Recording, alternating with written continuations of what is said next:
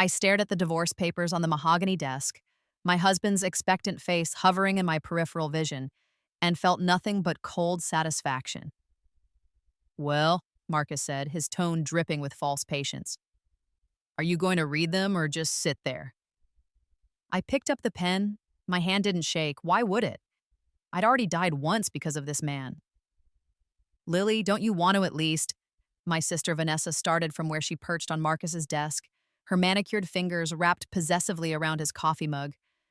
Our mother's antique mug, the one from my trousseau.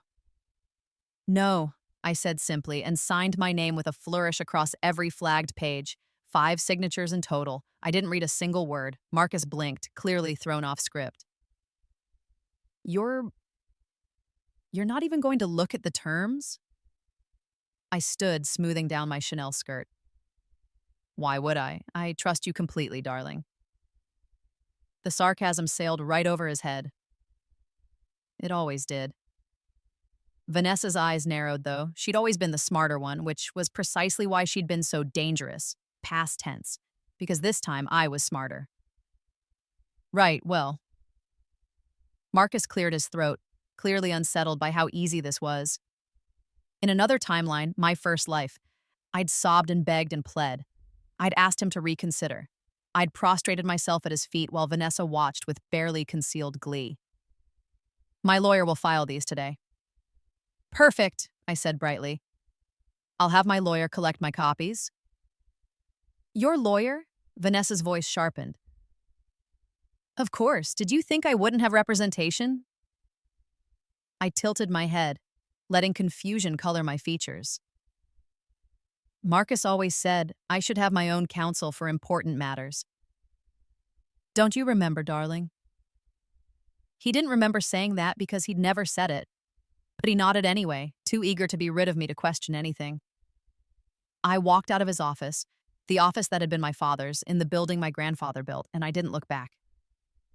My phone buzzed 3 times before I reached the elevator. I waited until the doors closed, and I was alone before I looked. Unknown. Number, documents received. The switch was seamless. Unknown number. He signed them this morning, thinking they were drafts. Unknown number. You're brilliant. I allowed myself a small smile as the elevator descended. 23 floors. 23 floors in the building that Marcus thought he'd already won. 23 floors that were about to become mine again. My phone rang as I stepped into the lobby. I didn't recognize the number, but I knew exactly who it was. Yes? You fucking bitch! A man's voice, high with panic. What did you do? What the fuck did you just sign?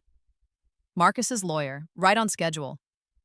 I signed divorce papers, I said calmly, nodding at the security guard. Robert, who'd worked here since I was 16 and who'd received a very generous Christmas bonus last month along with explicit instructions. The ones my husband presented to me. Those weren't, you switched. I have no idea what you're talking about, I said, my voice sweet as poison. But perhaps you should read documents before you have your clients sign them. Good luck with everything, Mr. Patterson. I hung up as he started screaming again. Behind me, I heard the elevator ding. Heard Marcus's expensive shoes hit the marble. Heard him shout my name. I kept walking. Robert stepped smoothly into Marcus's path.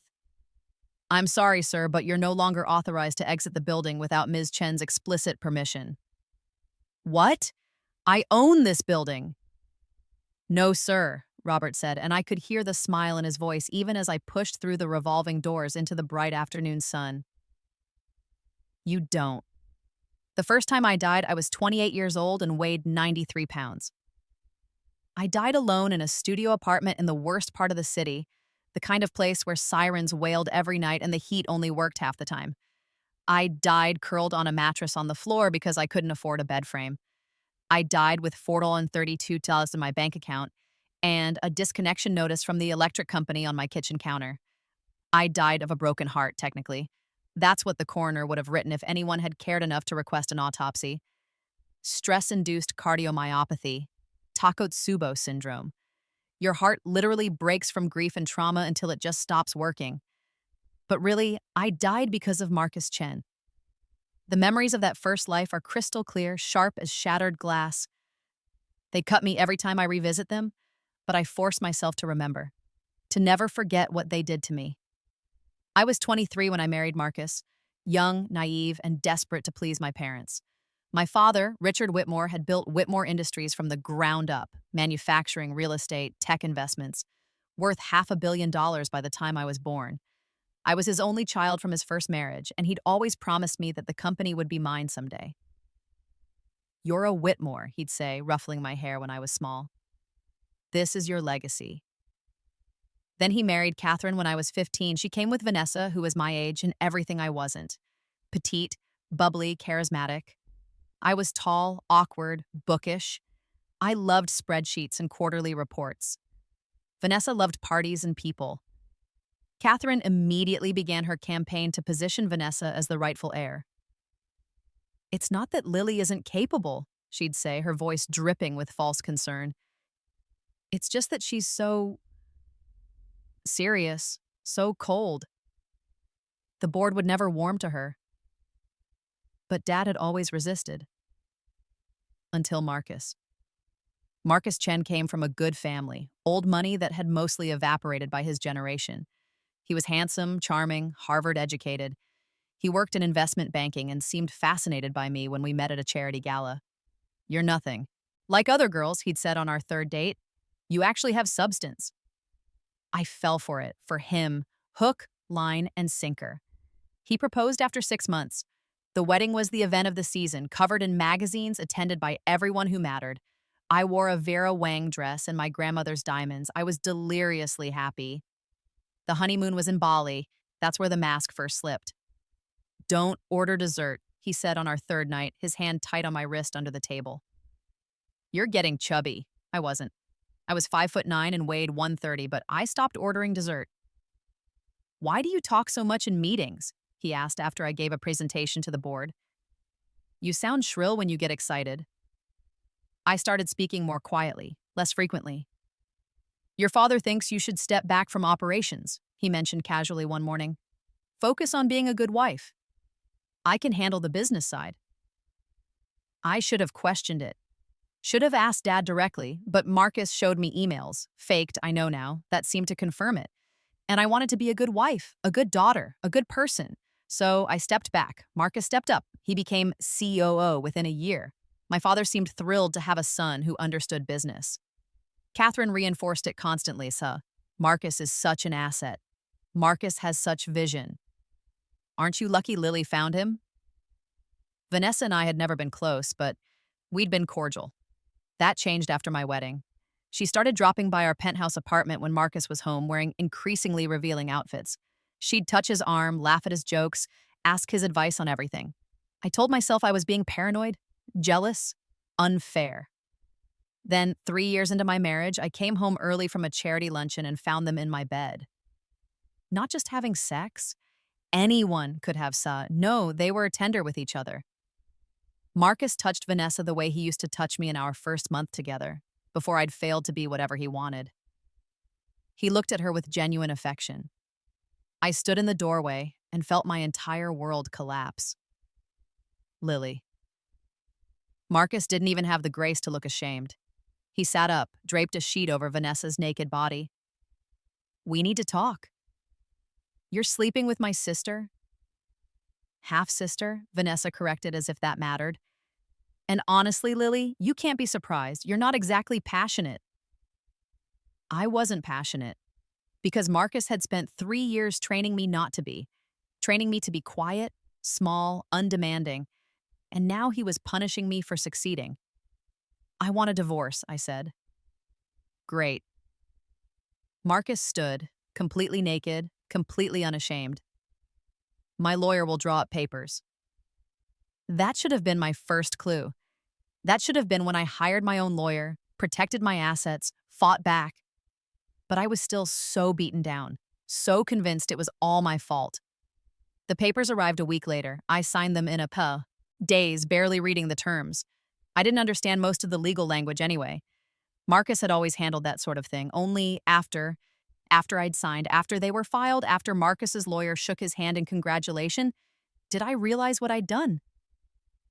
The prenup I'd signed before the wedding had been very clear. In the event of divorce, we each kept what we'd brought to the marriage. Simple, fair, except the divorce papers I signed superseded the prenup. They included clauses about fair distribution of marital assets and recognition of contribution to household and business operations. Legal jargon that translated to, Marcus got half of everything, including my inheritance, including my shares in Whitmore Industries, including the trust fund my grandmother had left me. My father didn't fight it. "You signed the papers, Lily," he said, his voice cold. "This is your own fault." Catherine had already convinced him that I was unstable, emotional, not fit to run the company. She had emails I'd supposedly sent, bitter, unhinged rants that I never wrote but couldn't prove I hadn't. She had testimony from friends who claimed I'd been drinking too much, acting erratically. It was all lies. But it was effective. 6 months after the divorce was finalized, Marcus married Vanessa in a ceremony twice as lavish as ours had been. My father walked her down the aisle. Catherine wept tears of joy. I wasn't invited. A year after that, my father had a stroke. Not fatal, but severe enough that he needed to step back from the company. The board voted unanimously to name Marcus as CEO.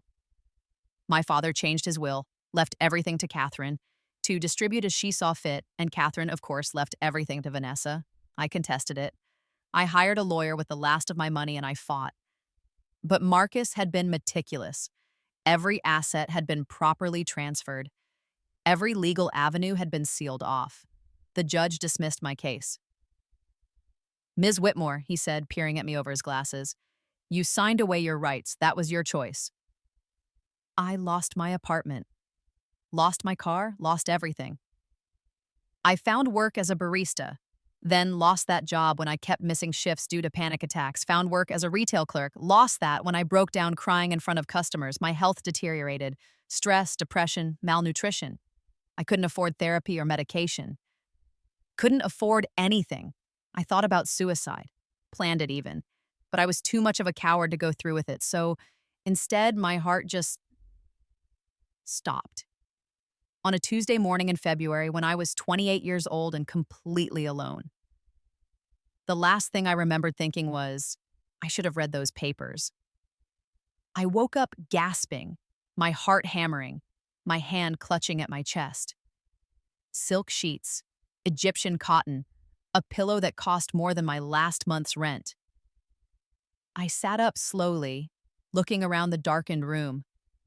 My room. My bedroom in the penthouse apartment I'd shared with Marcus. The one with the city view and the ensuite bathroom with the heated floors. A nightmare. It had been a nightmare. Except it wasn't. Even as I tried to convince myself I knew better. The memories were too vivid, too detailed. The pain too real. I stumbled to the bathroom and turned on the lights. The woman in the mirror was 25 years old, 3 years younger than when I'd died. Her face was fuller, healthier. Her hair was glossy and professionally colored. She wore a silk nightgown that cost $400. I touched my face, my neck, my chest, feeling my heartbeat strong and steady underneath. Real. This was real. I'd gone back. Somehow, impossibly, I'd been given a second chance. The bathroom door opened. Marcus walked in, already dressed in his suit for work. "You're up early," he said, not looking at me as he reached for his toothbrush. 3 years into our marriage, I knew this day, remembered it with painful clarity. This was the day I'd come home early and found him with Vanessa. This was the day my life had ended, even though my heart had kept beating for another 3 years. "Can't sleep," I managed. He grunted, squeezing toothpaste. "Well, try not to be weird at the charity luncheon today. Catherine says you've been embarrassing lately." In my first life, that comment had made me cry. I'd apologized profusely, promised to do better. Now, I just stared at his reflection. "Lily, are you listening to me?" "Of course," I said softly. I'll be perfect."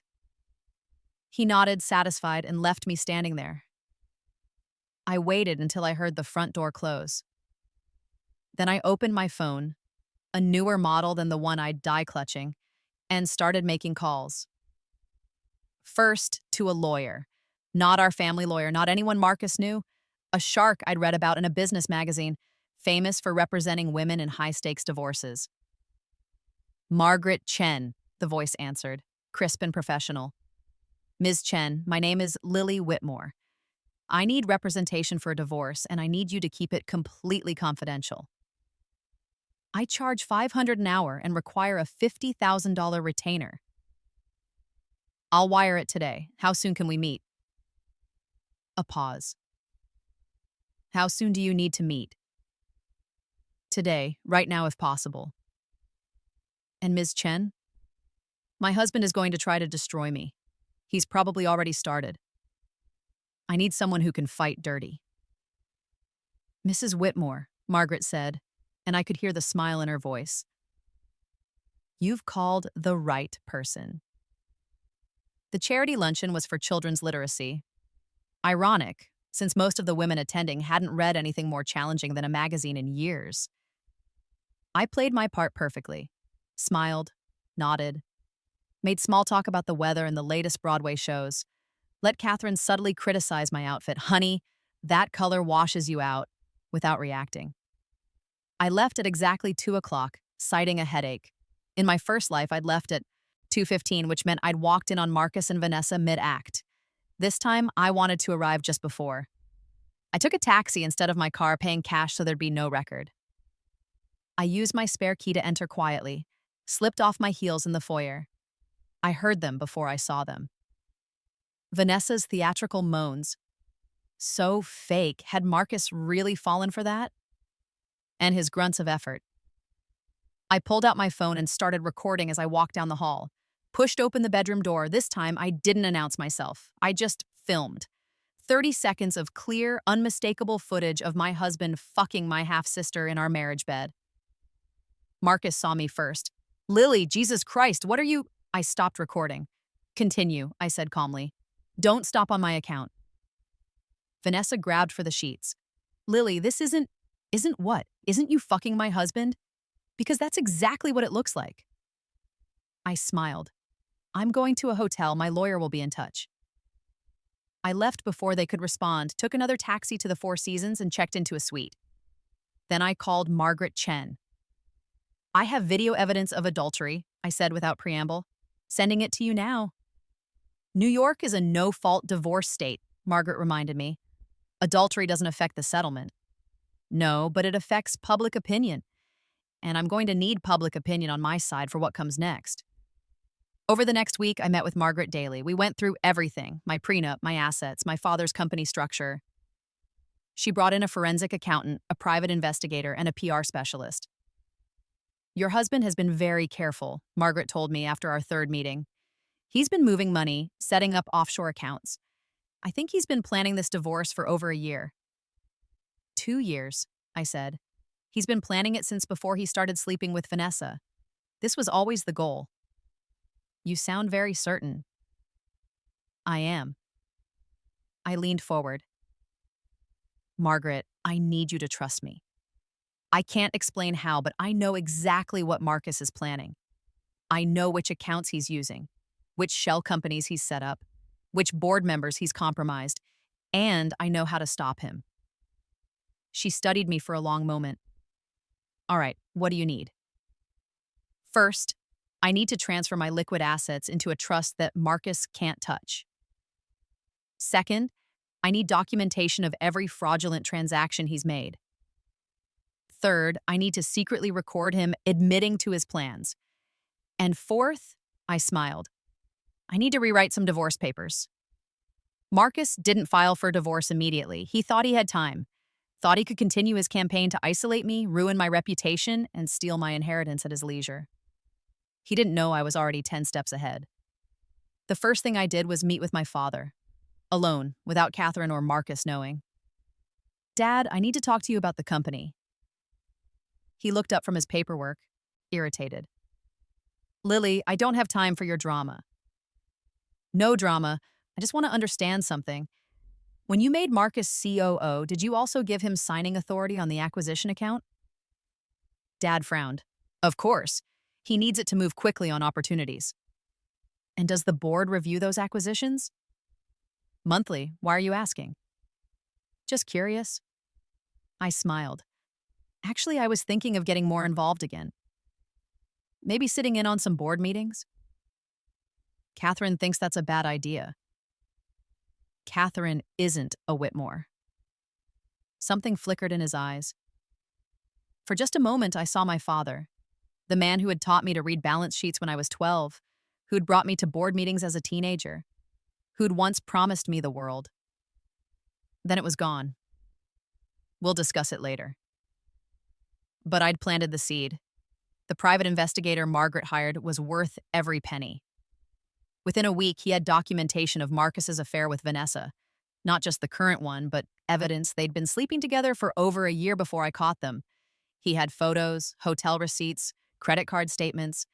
He also had something more interesting, evidence that Marcus had been systematically looting Whitmore Industries. Fake vendors, inflated contracts, kickbacks. He'd stolen close to $20 million over 3 years, moving it into accounts under shell company names. He'd been clever about it, but not clever enough. "This is fraud," Margaret said, laying out the evidence on her conference table. "We could send him to prison." "Not yet," I said. "I need him to feel secure, to think he's winning. Otherwise, he'll lawyer up and we'll never get what we need." What I needed was for Marcus to present me with his carefully crafted divorce papers, the ones that would strip me of everything. And to do that, I needed him to think I was broken. So I played the role. Showed up to family dinners, red-eyed and quiet. Let Catherine make snide comments about my appearance. Watched Vanessa touch Marcus's arm and didn't react. "Lily's finally realizing what she lost," I heard Catherine tell someone at a cocktail party. "Such a shame she didn't appreciate Marcus when she had him." Perfect. 2 weeks after I caught them, Marcus asked me to come to his office for a conversation. I wore no makeup, dressed in old jeans and a sweater, let my hair hang limp and unwashed, played every inch the devastated wife. "Lily," he said, trying to sound kind, remorseful, "I think we need to talk about our marriage." "I know about Vanessa," I said quietly. "I'm sorry. I never meant to hurt you." Such obvious lies. "But I think we both know this hasn't been working for a long time. You're not happy." "I'm not happy." "So you want a divorce?" "I think it's for the best. For both of us." He slid a folder across the desk. "I've had my lawyer draw up papers. Fair terms, I promise. You'll be taken care of." I stared at the folder, letting my hands shake. Can I think about it?" "Of course, take your time." I took the folder and left, head down, shoulders hunched. In the car, I called Margaret. "I have them. Bring them to my office. Don't open them." The papers were exactly as I remembered. Worse, actually, since I understood the legal language now. Marcus hadn't just wanted half of everything. He wanted everything. The terms were structured so that I would walk away with virtually nothing. My inheritance would be considered marital assets, since it had been commingled with our joint accounts. My shares in the company would be split based on contribution to growth, which his accountants had calculated as 80% his, 20% mine. Even the penthouse apartment would be his, even my jewelry, even my car. "This is unconscionable," Margaret said flatly. "No judge would enforce this." "They don't need a judge to enforce it. They need me to sign it." "Which you won't." "No, but I need him to think I will." I smiled. "How long would it take you to draft different papers? Papers that give me everything?" Margaret raised an eyebrow. "Papers that give you what you're entitled to, you mean?" "No, papers that give me everything. The apartment, the assets, full ownership of my shares, plus compensation for his theft and fraud." I laid out the documentation of Marcus's embezzlement. "He's been stealing from my father's company. When this comes out, he'll be facing criminal charges. The divorce papers should include a clause that waives those charges in exchange for a full financial settlement." "You want him to sign away everything to avoid prison?" "Exactly. He'll never sign papers like that." "He will if he doesn't know what he's signing." I leaned back in my chair. "Can you match the formatting exactly? Same font, same layout, Same cover sheet, so that at a quick glance they look identical to his version? Margaret's eyes gleamed. You want to switch them? He's expecting me to sign without really reading, because that's what I did last time. I caught myself. I mean, that's what he thinks I'll do. I'm not exactly known for my attention to detail. Because he spent years training you to defer to him on anything complicated. Right. So he won't double check my copies carefully. He'll just verify his lawyer has the signed documents and file them. This is risky, Margaret warned. If he catches on, he won't. I know him. He's arrogant and he's in a hurry to marry Vanessa. He won't look twice. It took Margaret's team 3 days to draft the counterpapers and match the formatting perfectly. They were works of art, externally identical to Marcus's version, but with every clause reversed in my favor. I spent those 3 days setting up the rest of my plan. Transferred money into protected trusts. Secured evidence of Marcus's fraud in multiple locations. Met with board members I knew I could trust. The old guard who'd worked with my grandfather, who remembered when Whitmore Industries was about more than profit margins. Marcus Chen has been stealing from this company, I told them, showing them the documentation. I'm going to stop him, but I need to know you'll support me when the time comes. They would. They'd never liked Marcus anyway, too slick, too hungry. They'd only tolerated him because my father had insisted. On the 4th day, I called Marcus. I'll sign the papers, I said, my voice small and defeated. I can't look at them. Can't read through all the details of our marriage ending. Can you just show me where to sign? Of course, Lily. He sounded so pleased with himself. Come by my office tomorrow morning. Tomorrow morning. Perfect. That night I barely slept. Kept going over the plan, checking for flaws, anticipating problems. Margaret had assured me the switch would work. The papers were perfect copies, down to the coffee stain Marcus's lawyer had left on page 3 of the original. You're sure about this? She asked me one final time. I've never been more sure of anything in my life. The next morning, I dressed carefully, not too put together. Marcus needed to think I was barely holding it together, but not so disheveled that I'd attract extra scrutiny. I went for grief chic, black slacks, a simple gray blouse, minimal makeup. Vanessa was in Marcus's office when I arrived. Of course she was. She wore a red dress that was far too sexy for a business setting, and she'd draped herself over his desk like a cat. Lily, she said, her voice dripping with false sympathy. I'm so sorry about all this. No, you're not, I thought. But I just nodded, eyes on the floor. The papers were laid out on Marcus's desk. His version, or what he thought was his version. Margaret's assistant had broken into his office last night and made the switch while the cleaning crew was working. It had cost me $20,000 in bribes, but it had been worth it. Just sign where the flags are, Marcus said, handing me a pen. My pen, a Mont Blanc he'd given me for our first anniversary. The irony wasn't lost on me. I took the pen, let my hand shake. Lily, you don't have to, Vanessa started. Yes, I do. I didn't look up, just signed. 5 pages, 5 signatures. I didn't read a single word. When I finished, I stood and placed the pen down carefully.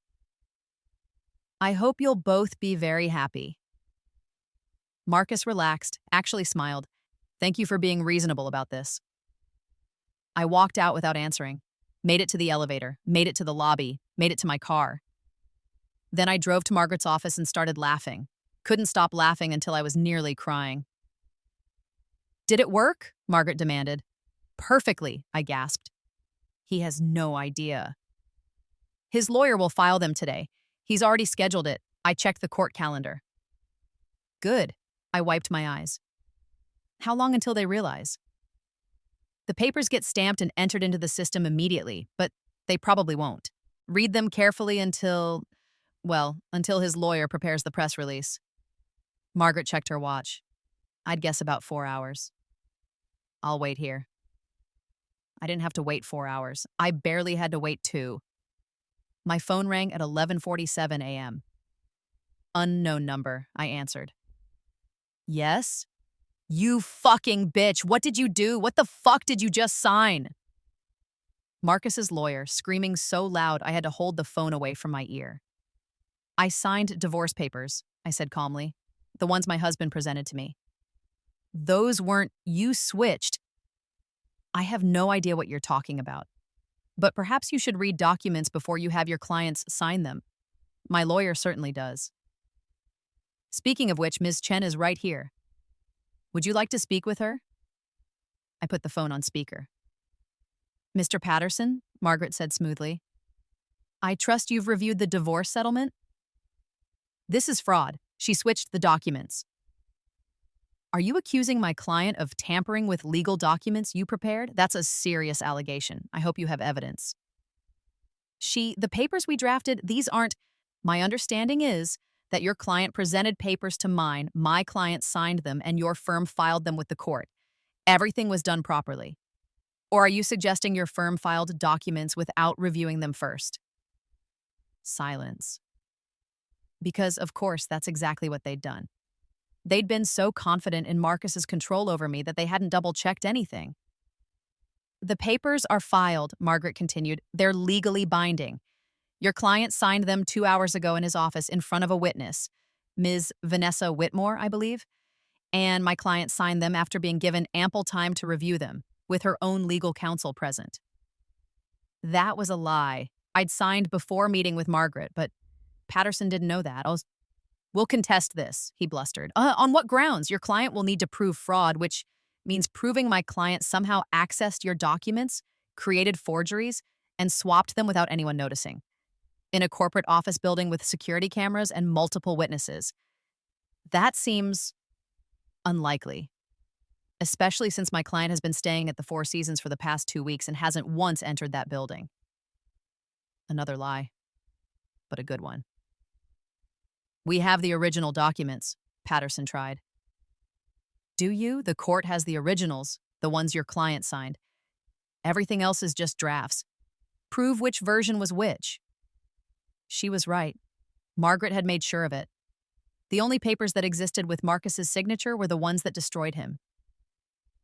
Mr. Patterson, Margaret said, her voice sharp, I suggest you advise your client to accept the settlement, because if this goes to litigation, my client will be filing criminal charges for embezzlement, fraud, and corporate theft. We have extensive documentation of your client's activities, the potost. Settlement includes a waiver of those charges. But that waiver disappears the moment he contests the divorce. You can't. I can. We can. And we will. She smiled at me. Have a nice day, Mr. Patterson. She hung up. I stared at her. Is it really done? It's really done. As of this moment, you own the penthouse apartment, all of the marital assets, and your full share of Whitmore Industries. Marcus Chen owns nothing but debt and a very expensive lawyer who's probably about to quit. I started laughing again, couldn't help it. My phone buzzed. A text from an unknown number, but I knew who it was. You're going to regret this. I texted back, I don't think I will. Then I blocked the number. Marcus tried to fight it. Of course he did. His first move was to appeal to my father, showing up at the house in tears, claiming I'd tricked him, that I'd forged documents, that I was mentally unstable. She's been acting crazy, he insisted. Catherine, you've seen it. Vanessa, tell them. It's true, Vanessa chimed in. She's been really erratic lately. But I'd prepared for this too. Is that so? I walked into the living room where they were having their little meeting. I'd let myself in with my old key. After all, I'd grown up in this house. Erratic like catching my husband cheating on me with my half-sister? Or erratic like hiring a lawyer to protect my interests?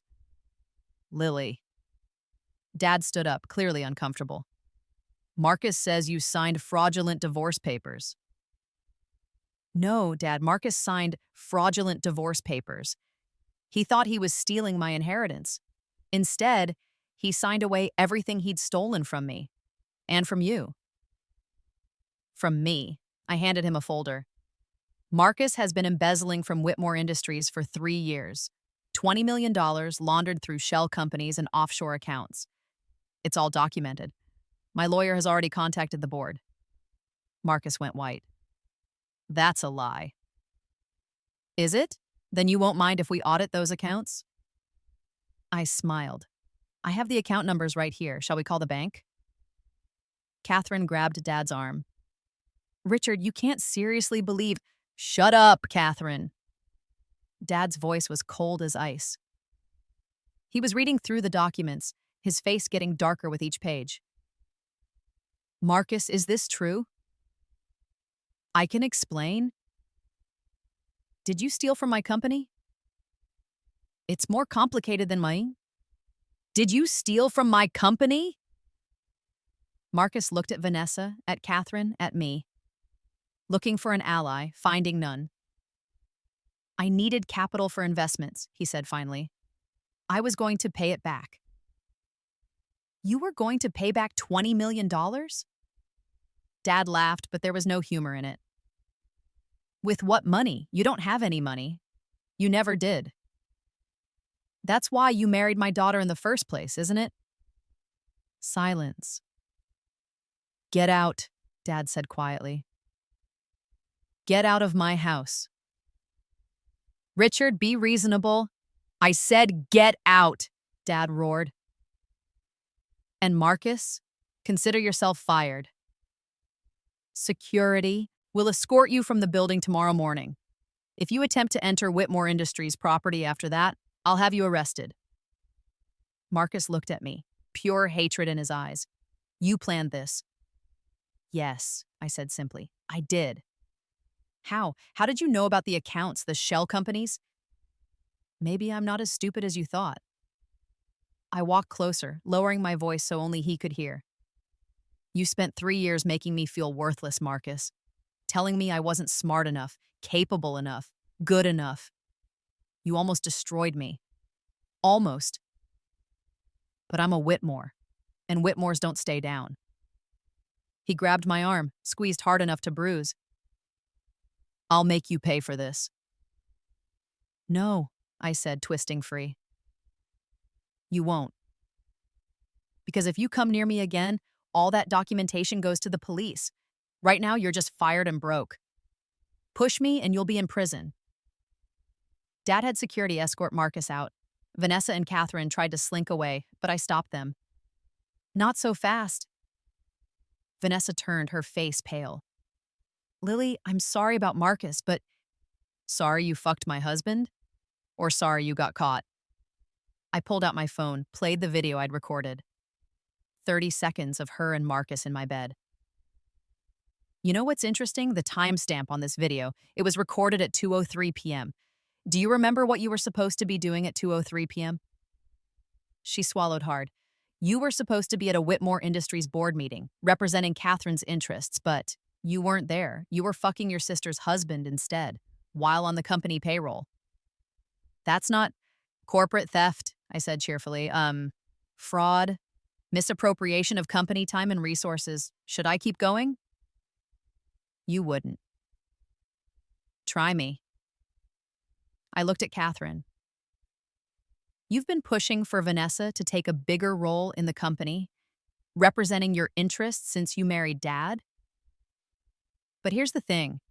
You're not a Whitmore. You never will be. And your daughter is a thief and a whore. Catherine slapped me. I didn't flinch, just smiled. Thank you for that. Security cameras caught it. I gestured to the discreet camera in the corner of the room, one I'd had installed last week. Assault. I could press charges. Richard, Catherine turned to Dad. Are you going to let her talk to us this way? Dad looked at her for a long moment. You know, Catherine, I've been thinking about a lot of things. About how you've been advising me these past few years. About how Lily stepped back from the company right after we got married. About how Marcus rose so quickly.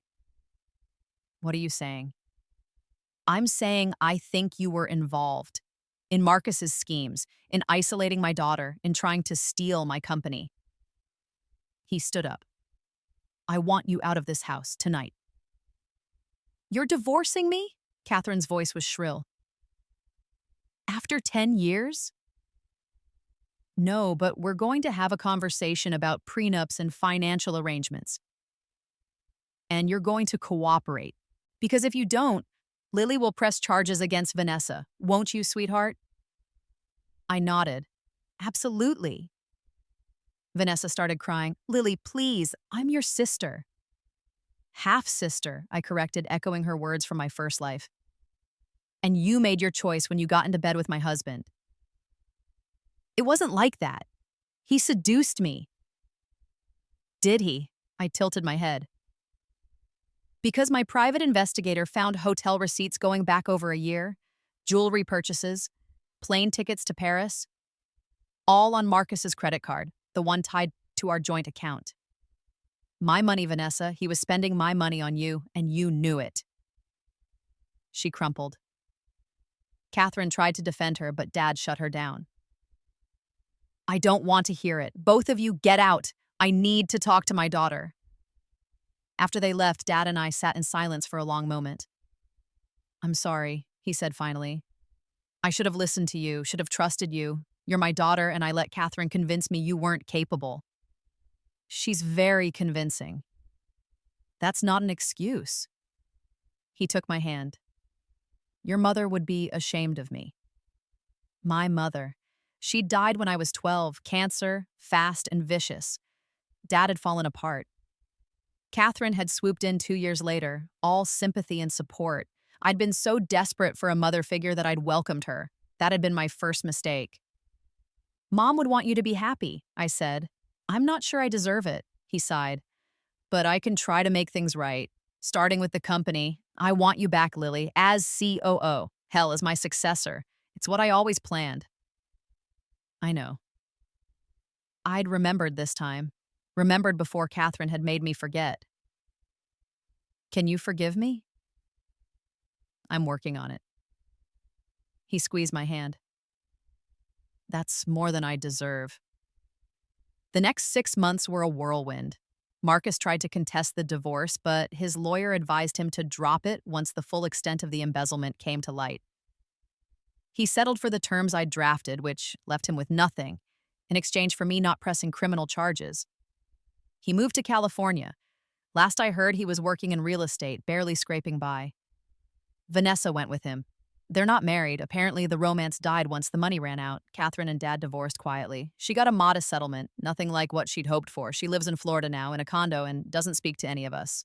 Dad stepped down as CEO and handed the reins to me. It was time, he said, and I was ready. I was more than ready. The board voted unanimously to approve my appointment. I'd proven myself over those 6 months, implementing new financial controls, rooting out the rest of Marcus's fraudulent schemes, increasing profitability by 15%. Your grandfather would be proud, old Mr. Morrison told me after the vote. He'd worked with my grandfather for 40 years. You're a true Whitmore. I threw myself into the work. 16-hour days, constant travel, endless meetings, but I loved it. This was what I'd been born to do. I also went to therapy, dealt with the trauma of my first life, even though no one believed me when I said I'd lived it. My therapist thought I had an overactive imagination and deep-seated fears about betrayal. That's fine, I told her, as long as we work through it. And we did, slowly, painfully, but we did. I dated, cautiously, nothing serious. I wasn't ready for serious. Maybe I never would be. But I was happy, genuinely happy. For the first time in either life.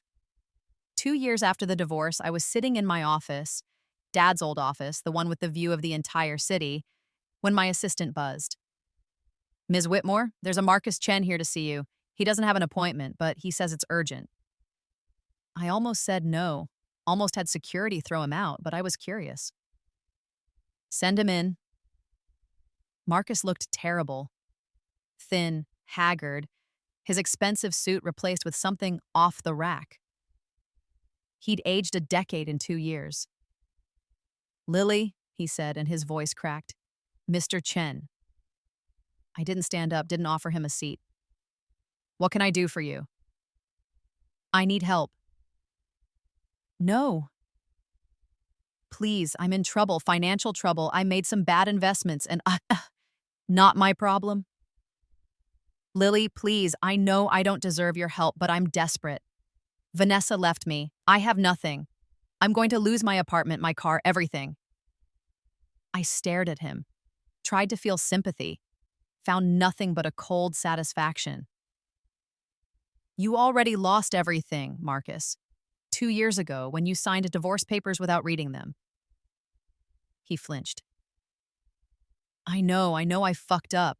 I treated you terribly. I was greedy and stupid and you thought you could destroy me and walk away rich. I leaned back in my chair.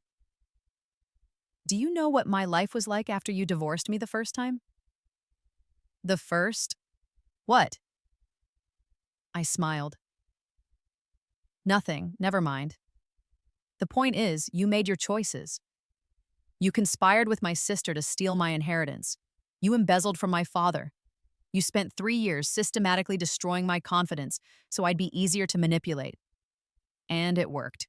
For a while. I'm sorry. No, you're not. You're just sorry you lost. Please, Lily, I'll do anything. There's nothing you can do for me. I have everything I want. A successful company, my father's respect, my self-worth. I stood up. You have nothing I need. So that's it? You're just going to let me suffer? Yes. I walked to the door, held it open. That's exactly what I'm going to do. Just like you let me suffer. Except you'll survive it, Marcus. You're not as weak as you thought I was. He stood there for a long moment, tears streaming down his face. I loved you. Once. No, you didn't. You loved what I could give you. There's a difference.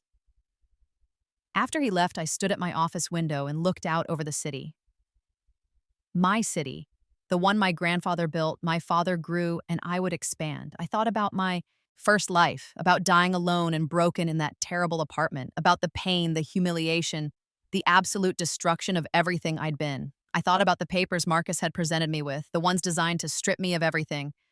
And I thought about the moment I'd signed them without reading, knowing exactly what I was doing. Thank you, I whispered to whoever had given me this second chance. The universe, God, fate, it didn't matter. Thank you for letting me get it right. My phone buzzed. Margaret Chen, my lawyer, and now my friend. Drinks tonight? You've been working too hard. I smiled and texted back. Absolutely. I have so much to celebrate. 5 years after my rebirth, Whitmore Industries was worth $3 billion. We'd expanded into new markets, acquired 2 major competitors, and revolutionized our manufacturing process. I was on the cover of Forbes, named one of the 40 under 40 business leaders. Dad was semi-retired, spending his time on the board and golfing. We had dinner every Sunday. Our relationship wasn't perfect. There were still scars from those years when he'd believed Catherine over me, but we were working on it. I bought a penthouse apartment downtown. Not the one I'd shared with Marcus. I'd sold that immediately after the divorce. A new one, all mine, decorated exactly how I wanted it. Modern, clean lines, full of light. I dated occasionally, had a few relationships that lasted a few months each. Nothing serious. I was busy, focused on my career, and honestly, I liked being alone. Liked coming home to my empty apartment and knowing no one was there to criticize me, control me, or manipulate me. I was happy. And then, on a Tuesday afternoon in March, my assistant buzzed again. Ms. Whitmore, there's a woman here to see you, a Vanessa Chen, formerly Vanessa Whitmore. I froze. Did she say what she wants? She says it's personal, family matter. I should have said no. Should have had security escort her out, but again, I was curious. 5 minutes, I said. That's all she gets. Vanessa looked even worse than Marcus had. She was gaunt, hollow-eyed, her clothes cheap and ill-fitting. She looked like she'd been crying for weeks.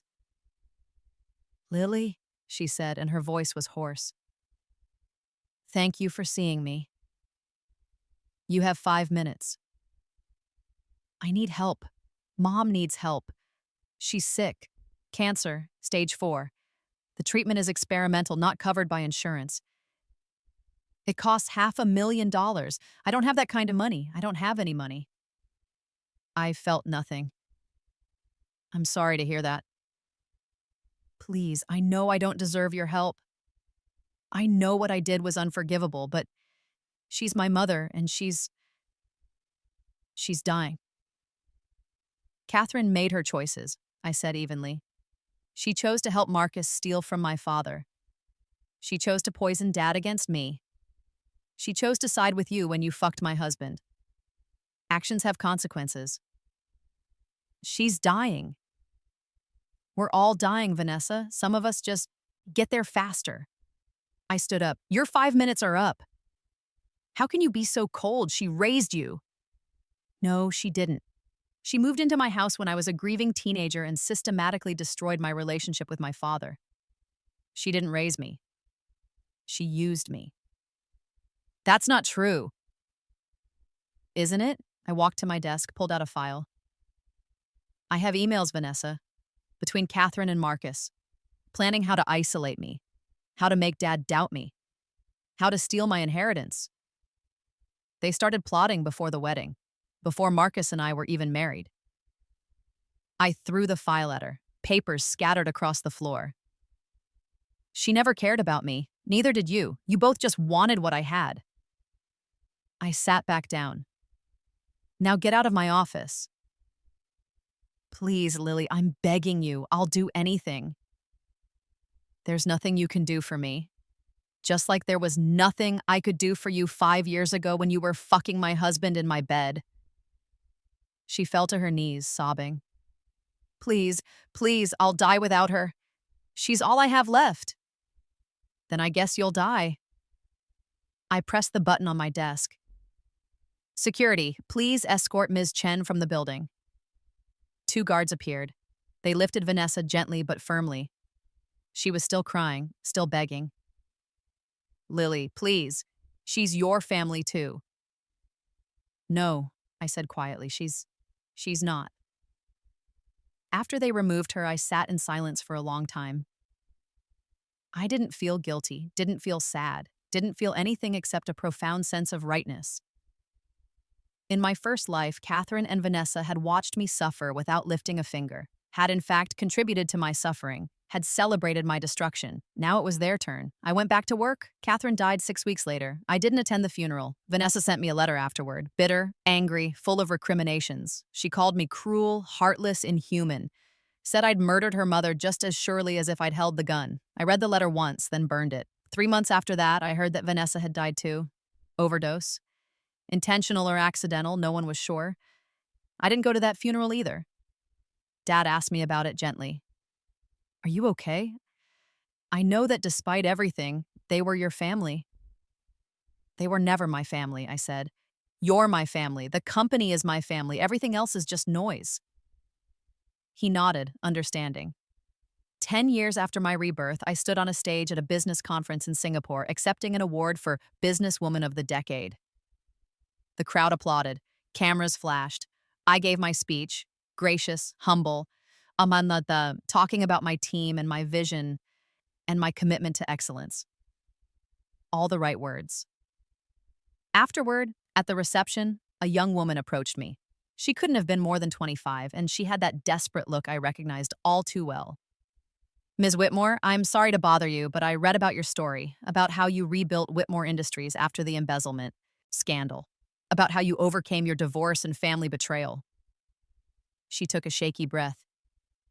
I'm in a bad situation. My husband is controlling, manipulative. I think he's stealing from me. And my family doesn't believe me. They say I'm being dramatic. I looked at her for a long moment, saw myself at 25, broken, scared, alone. What's your name? Amy Liu. Amy, do you have a lawyer? I can't afford one. I pulled out my phone, typed out a quick message. I'm texting you the contact information for someone who can help. Tell her I sent you. She'll take your case pro bono. I can't exit. Yes, you can. Nancy Wellman, I met her eyes. Here's what you need to know. They want you to feel helpless, to feel like you have no options. But you do. You always do. You just have to be brave enough to use them. How did you do it? How did you fight back? I smiled. I signed the divorce papers without reading them. His lawyer called screaming. She blinked. I don't understand. You will. I handed her my card. Call me if you need anything else. And Amy, don't let them break you. You're stronger than they think. She clutched my card like a lifeline. Thank you. After she left, I stood on the balcony overlooking the Singapore skyline and thought about the strange, impossible journey that had brought me here. 2 lives, 1 death, 1 rebirth. In my first life, I'd been destroyed by people who claimed to love me. In this life, I'd destroyed them first, and I didn't feel guilty, didn't feel cruel, felt only a deep, abiding satisfaction. Justice, I'd learned, wasn't about being nice. It wasn't about forgiveness or mercy or being the bigger person.